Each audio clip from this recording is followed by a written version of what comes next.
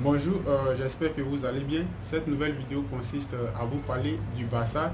Et quand je dis du Barça, j'ai sélectionné quelques éléments clés que j'ai voulu qu'on débatte dessus ensemble. Le premier élément clé, c'est de parler de quelques joueurs du Barça au niveau de leur niveau et de leur performance actuellement. Je parle de cette saison, je ne parle pas de la saison passée. Et le premier joueur que j'ai sélectionné, c'est Antoine Griezmann. Et on voit qu'il n'arrive toujours pas. Et la question, c'est est-ce que Griezmann a fait un mauvais choix de venir au Barça ou bien est-ce que Griezmann se met-il lui-même une telle pression qu'il n'arrive pas à réaliser ce qu'il réalisait quand il était à l'Atlético de Madrid? Ou est-ce que Griezmann doit quitter le Barça actuellement? Ce sont les trois questions que j'ai posées sur Griezmann. Et moi, personnellement, je me dis que Griezmann a vraiment le niveau du Barça, mais il n'arrive pas à rentrer dans le système du jeu du Barça. Donc, pour moi, je peux dire que quitter le Barça, ça sera vraiment bien pour lui. C'est un joueur fantastique, je l'adore. Je ne veux pas qu'il garde sa carrière au Barça parce qu'il a un niveau de classe mondiale. Donc, pour moi, je préfère qu'il quitte le Barça. Ça sera vraiment bon pour lui. Et le deuxième joueur que je vais vous parler, c'est Ousmane Dembélé. Comment vous trouvez ses performances? Est-ce qu'il a bien débuté la saison? Est-ce qu'il fait des belles choses actuellement? Pour moi, je dirais oui parce que, vu le début du championnat, il n'a pas pu commencer le championnat avec les autres parce qu'il devait beaucoup récupérer. Maintenant, il a la forme en Ligue des Champions, que ce soit en championnat, il fait des belles choses. Je pense qu'il a déjà marqué 3 buts ou 2 passes décisives, je pense.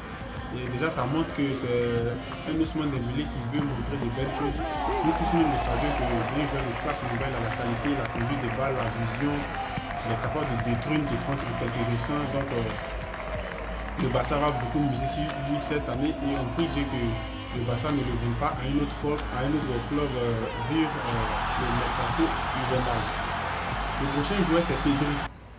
Pedri, maintenant, quand on compare à Iniesta, on dit c'est le nouveau Iniesta du Barça. Moi, ça me plaît parce que c'est mon club. Et vu ces matchs, les trois quatre matchs de Pedri que j'ai regardé, vraiment, il est exceptionnel. Une belle conduite de balle, protection de balle, une belle vision du jeu. Donc, je pense que le Barça doit vraiment miser sur lui et le faire beaucoup jouer pour qu'il évolue aussitôt très vite. Il ne faudrait pas que le Barça l'utilise pour un moment et après le mettre sur le banc. Quand je parle de l'utiliser, le mettre sur le banc, je prends le cas de Ricky Puig, qui est vraiment un milieu extraordinaire.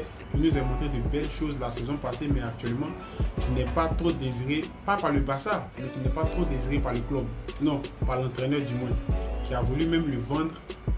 Et puisque Ricky Puig aime le Barça, il a décidé de rester jusqu'à ce que l'entraîneur lui fasse confiance et gagner du temps de jeu. Le deuxième joueur, non, le troisième et le quatrième joueur que j'ai voulu aussi parler, c'est Piqué. Pour moi, sincèrement, Piqué montre et il a toujours montré de belles choses au Barça. Mais vu les trois dernières années, il faudrait qu'on se dise que la vérité, Piqué n'a plus vraiment le niveau du Barça. Il doit vraiment quitter le club. Pour soit essayer d'être un remplaçant, c'est-à-dire il doit rentrer en deuxième mi-temps ou même à la 75e, à la 85e minute du match.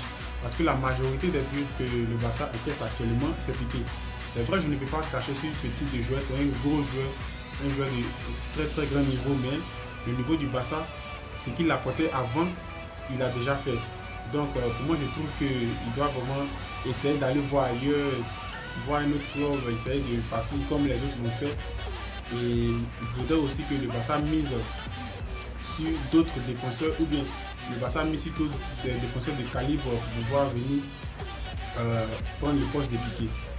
Et le deuxième aspect que j'ai voulu énumérer, c'est est-ce que lorsque le Barça était avec Quique Sétienne et maintenant qu'il est avec notre nouveau entraîneur hollandais, est-ce qu'il a eu une différence de jeu?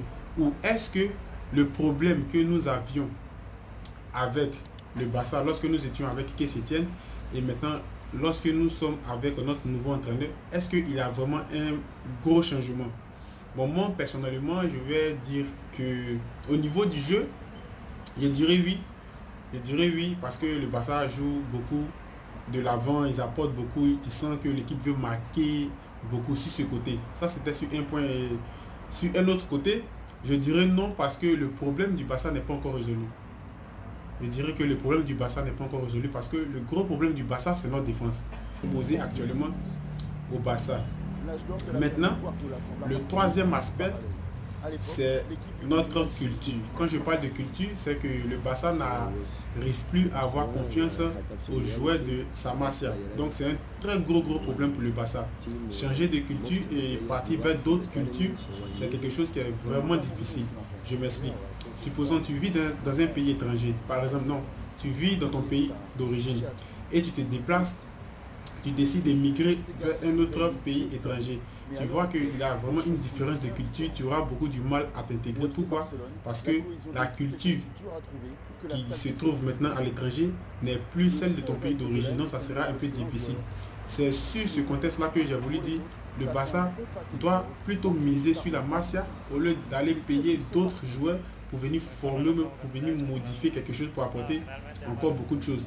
Ça va être vraiment difficile parce que c'est des joueurs que vous collez pour former un puzzle, pour pouvoir créer un jeu. Pourtant, la Masia, c'est des joueurs qui se connaissent déjà depuis petit jusqu'à ils ont grandi, donc l'entente sera encore plus fluide que de partir payer des joueurs et apporter à différents postes. Donc, sincèrement, pour nous, on pense que actuellement, je ne peux pas dire que ça va totalement parce que le Barça n'arrive pas à se retrouver encore au championnat. On a vu presque 3-4 matchs sans gagner, je pense contre Getafe, Real Sociedad, le Real et un autre club qui n'ont pas encore gagné, que j'ai oublié un peu. Donc on pense qu'ils vont se rattraper et ils vont montrer de belles choses. Donc si tu as aimé mon commentaire, tu peux t'abonner, suivre. De toutes les façons, la chaîne est faite pour ça, pour discuter uniquement de ce qui est football et pour apporter nos critiques sur chaque match, ainsi de suite. Donc ça sera tout pour aujourd'hui et à la prochaine pour une autre vidéo.